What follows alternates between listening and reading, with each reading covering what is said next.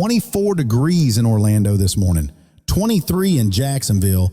Miami hasn't been this cold since 1989, and there's a sneaky snow system forming right now that most people don't even know about yet. 150 million Americans woke up under cold warnings today.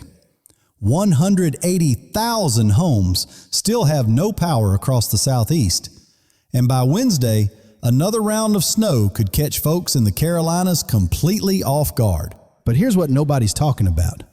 There's something developing 30 miles above our heads in the stratosphere that could flip this entire pattern upside down by late February. Drop your city in the comments right now, especially if you're anywhere from Virginia down to Georgia, because I'll get to your specific forecast and what you need to watch for this week. So I pulled up the latest model data about 20 minutes ago, and let me tell you, that sneaky Wednesday system has my attention more than it did yesterday. Before I get into that though, let's talk about what happened overnight, because some of these numbers coming out of Florida are genuinely historic. Orlando dropped to 24 degrees, and that's not just cold for Florida. That broke the all-time record for February 2nd, going back decades. Jacksonville tied their all-time February low at 23. Daytona Beach hit 23.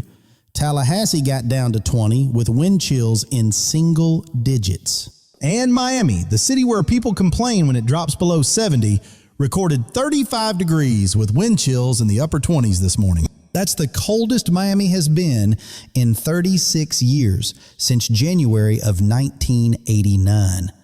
And a lot of folks down there have never experienced anything like this. Tampa Bay even reported Gulf effect snow flurries this morning, and that's one of those rare events people will be telling their grandkids about. Now, I know some of you watching from Minnesota or Wisconsin are probably chuckling at these numbers, but here's why Florida cold is different. Most homes down there aren't insulated for this. The pipes are exposed, and honestly, most people don't own anything heavier than a light jacket. The citrus growers are out there right now running irrigation systems, coating their trees with ice to actually protect the fruit from freezing solid. Sounds backwards, right? But when water freezes on the outside, it releases just enough heat to keep the fruit itself above the danger zone. Farmers have been using that trick for generations. Pretty clever when you think about it. And yes, the iguanas are falling out of trees again in South Florida. They go into cold shock and just drop. Quite a sight if you've never seen it. Now, if you're watching from Florida right now, let me give you the good news first. This is intense, but it's short-lived for you. Miami today recovering to about 59. Still chilly by your standards, but that sunshine is going to feel real nice after what you went through this morning. Tonight drops back to 39, cold advisory until mid-morning, but by Wednesday you're looking at the mid-60s, and by Thursday pushing towards 70. Fort Lauderdale and West Palm, similar story, highs near 60 today. One more cold night, then you're through the worst of it. Orlando, I know you're still shivering from that 24-degree wake-up call. You'll only get to about 50 today with another freeze tonight in the mid-20s. But hang in there. By midweek, you're back in the 60s, and this whole thing becomes a crazy story to tell your friends up north. Tampa hitting 52 today, another freeze tonight around 28. Jacksonville topping out at 47 with extreme cold warnings continuing through tomorrow morning. Tallahassee only reaching 45 with a low near 20 again tonight. That's genuinely cold for anywhere, let alone the Florida Panhandle. All right, now here's the part that might catch some folks by surprise, and this is why I wanted to get this video out to you this morning. There's another snow system developing and is targeting areas that just got buried by that nor'easter over the weekend. Now, before anybody panics, this is not going to be anything like what just happened. We're not talking about another foot of snow. But these sneaky smaller systems can do tricky things, especially when they interact with all that cold air still locked in place. Let me show you what I'm seeing in the models, because this kind of crept up on us while everyone was focused on the nor'easter aftermath. Tomorrow afternoon, we start seeing snow developing across the Midwest, pushing into the Ohio Valley and the central Appalachians. By Tuesday night into Wednesday morning, that moisture spreads into West Virginia, Kentucky, Virginia, even the mountains of Tennessee. Now watch what happens Wednesday afternoon, and this is the part that got my attention when I checked the Euro model earlier today. The snow doesn't just fizzle out like you'd expect. It actually regenerates a bit as it interacts with that cold air over the Carolinas. We start seeing light to moderate snow popping up across northern North Carolina, southwest Virginia, even parts of the Raleigh area. The National Weather Service has already slipped a chance of snow into their forecast for Wednesday night into Thursday morning, so this is legit. We're probably talking an inch, maybe 2 in spots, but here's why that matters more than it sounds. A lot of folks in Charlotte are still digging out from that 12 inches they got Saturday, and now I got to tell them there might be more coming. I know, nobody wants to hear that, but the roads are just starting to clear up, and any fresh snow refreshes all those concerns. Charlotte today looking at a high around 43, which will help with some melting, but tonight drops back to 17 and everything refreezes. Raleigh, similar situation, high 42, low of 17. Wind chills in single digits this morning made it feel even colder stepping outside. If you're in the Carolinas and you were hoping to put this winter storm behind you, I'm sorry to say the pattern has other plans for now. The snow on the ground isn't going anywhere fast with these overnight lows, and that midweek system could add a fresh coating on top. Columbia, South Carolina at 47 today, Charleston at 48, both dealing with freeze warnings and still cleaning up from the ice. Atlanta getting up to 51 with a low near 29. You're on the warmer edge, but still running about 15 degrees below normal for early February. Savannah at 50, Augusta similar. Both cities should escape the midweek snow, but the cold is hanging on through at least Tuesday. Now, speaking of that nor'easter aftermath, we're still tracking about 180,000 customers without power across the southeast this morning. Utility crews have been working around the clock since Saturday, but some of those rural mountain areas could be waiting another day or two. If you're one of those folks still in the dark, hang in there. Help is coming. And please remember the generator's safety basics. Keep it outside, at least 20 feet from any windows. Carbon monoxide is silent and odorless, and we lose people to it every winter. All right, let me shift up to the mid-Atlantic and Northeast because you folks are locked into this cold, and I want to give you the full picture. D.C. today looking at a high around 38 to 40, low tonight near 18. Wind chills were right around 0 this morning, which is pretty brutal. Baltimore at 36 for the high, Philadelphia at 34, wind chills feeling like -5 to -15 when that breeze kicks up. Richmond at 40 with a low of 15, Virginia Beach still recovering from blizzard conditions with highs in the low 40s and snow everywhere. New York City only reaching 33 today, low around 18 tonight. If you're heading out this morning, you definitely want to bundle up. Boston, even colder with a high of 30 to 32, lows between 12 and 15, wind chills -10 to -20, especially near the harbor. Pittsburgh, Syracuse, Buffalo, Scranton, all dealing with single-digit lows and wind chills that make it feel well below 0. And here's the thing about the Northeast. You've still got over a foot of snow on the ground from previous storms. It's just piled up everywhere. Now let me pull back and talk about the bigger picture because there's a major pattern shift developing that's going to affect all of us. We're watching a sharp divide form across the country, essentially splitting the United States into two completely different weather worlds. On one side, you've got the West Coast building a strong ridge, and by the end of the week, it's going to feel almost like spring out there. Denver is forecast to hit 65 degrees by Friday. That's not a typo. 65 in early February in Colorado. Meanwhile, the eastern third of the country is getting locked into persistent cold that's not going anywhere through at least mid-February. The jet stream is buckled hard right now, diving way south over the east while ridging up over the west. And that's funneling Arctic air right at us. This pattern has been stubborn all winter, and the models aren't showing any real relief for the east until maybe the second or third week of February. But wait, there's more coming this week, and this is the part I really want you to pay attention to if you're in the Midwest or Northeast. Thursday and Friday, we've got an Alberta clipper forming up north of the Great Lakes, and this one looks a bit stronger than your typical clipper. Thursday, it drops snow across Minnesota, Wisconsin, and the Upper Peninsula of Michigan. Probably 2 to 4 inches in the heaviest bands. Friday, that system dives into Michigan and then races toward the northeast. And this could actually be a decent snowmaker for New England. We're not talking historic totals, but moderate accumulations in the Appalachians and maybe 3 to 6 inches for parts of Vermont, New Hampshire, and Maine. And right behind that system, here comes another significant Arctic blast dropping in Friday night into Saturday. Wind chills could plunge to -30 or colder Saturday morning across upstate New York, Vermont, New Hampshire, and Maine. One thing that concerns me about this weekend system is the wind. The isobars are packed tight, which means gusty conditions on the backside. Combined with all that snow already on the ground in New England, we could see significant blowing and drifting even after the snow stops. The GFS is even hinting at another potential nor'easter trying to form offshore Saturday into Sunday, though that's still pretty uncertain. If that were to happen, we'd be looking at a whole different ball game for the coast. But let's not get ahead of ourselves on that one yet. Chicago today getting up to about 27 to 30, wind chills making it feel like -10 at times. Pretty standard February stuff for you. Detroit at 28 for the high, Minneapolis only reaching 25 to 28, and that clipper will drop 1 to 3 inches there by Tuesday night.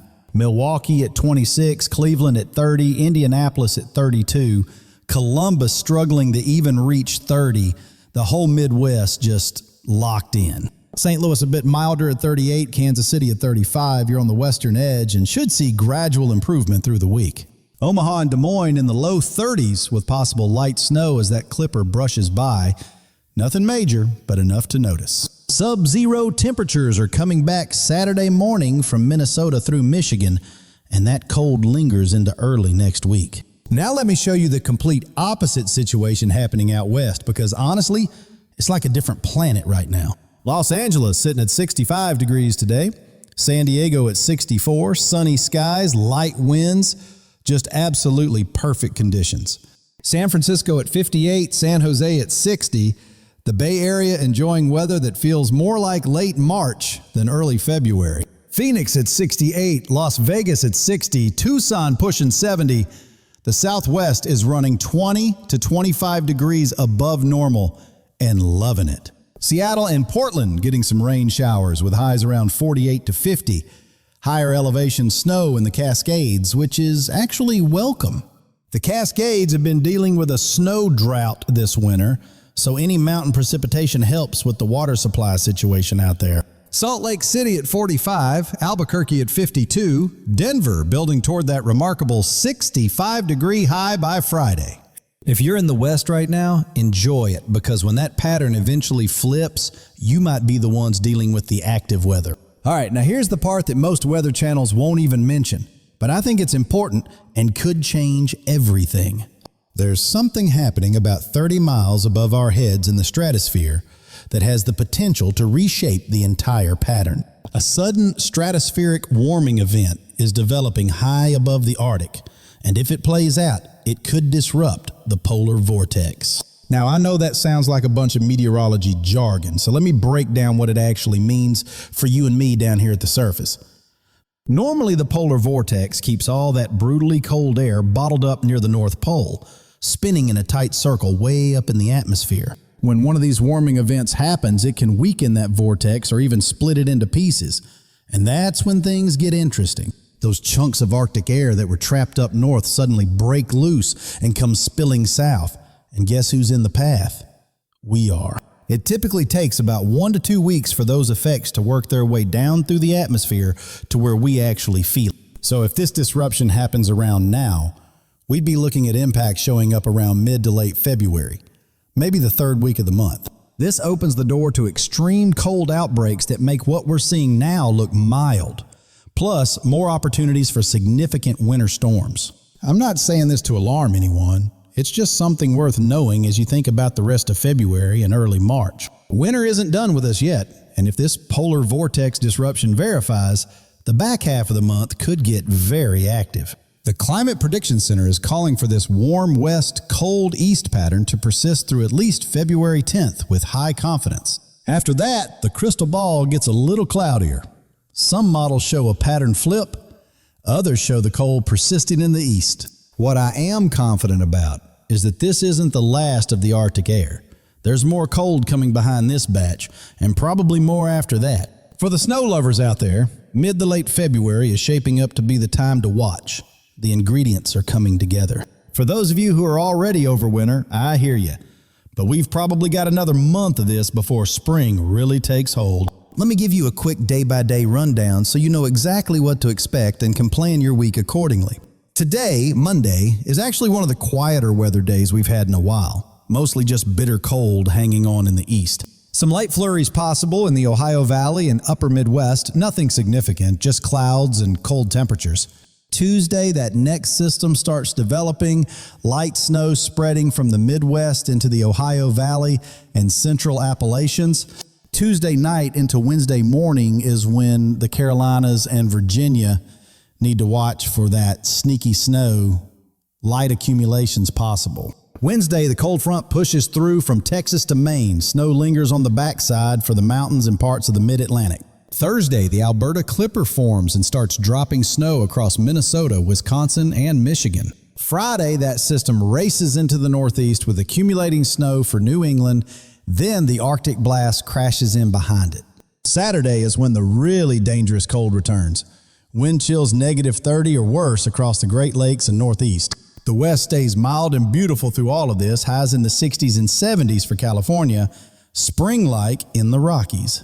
One more thing before I let you go. I've been getting messages from folks who've been checking on their elderly neighbors during this cold. I just want to say thank you for that, genuinely. That's the kind of community spirit that gets us through events like this. If you have neighbors who might need help, whether it's shoveling, groceries, or just making sure they're okay, please reach out. A quick phone call or knock on the door can make all the difference when someone is dealing with cold like this without much support. Tonight is also the snow moon, the first full moon of February, and given all the snow on the ground, it's particularly fitting this year.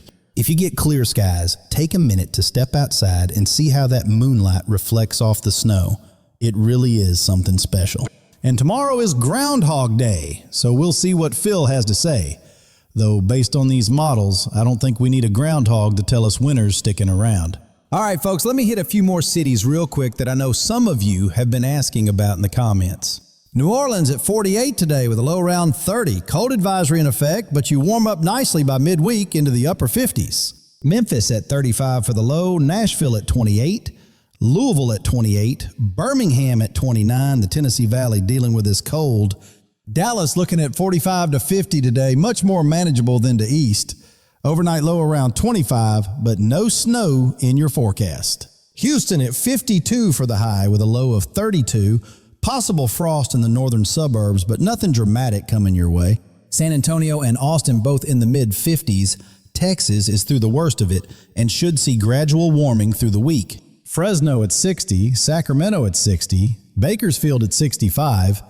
The California Central Valley just enjoying beautiful winter weather. Riverside at 70, Long Beach at 75, Anaheim at 75, Southern California having one of those perfect February days. Reno at 45 with some mountain snow possible. Colorado Springs at 45, building toward that big warm-up later in the week. All right, that's going to wrap up today's forecast, but I want to leave you with this because it's the thing I'm watching most closely. That Thursday Clipper system is the one that has my attention because if it shifts just 50 miles in either direction, the forecast changes significantly. The models have been wobbling on it, and I have a feeling tomorrow's runs might show something different than what we're seeing today. I'll have an update first thing tomorrow morning with the latest data, and if anything changes dramatically, I'll get a video out right away. If this forecast was helpful, hit that like button. It genuinely helps more people find these videos when they need the information. And if you're not subscribed yet, consider joining us. I put out regular forecasts and try to keep you ahead of whatever's coming. Drop your city in the comments. Let me know what the temperature is outside your window right now. I love reading those reports from across the country. Stay warm if you're in the cold, enjoy it if you're in the warmth, and take care of yourselves and each other out there. Thanks for watching. I appreciate every single one of you, and I'll see you tomorrow morning with those updated model runs.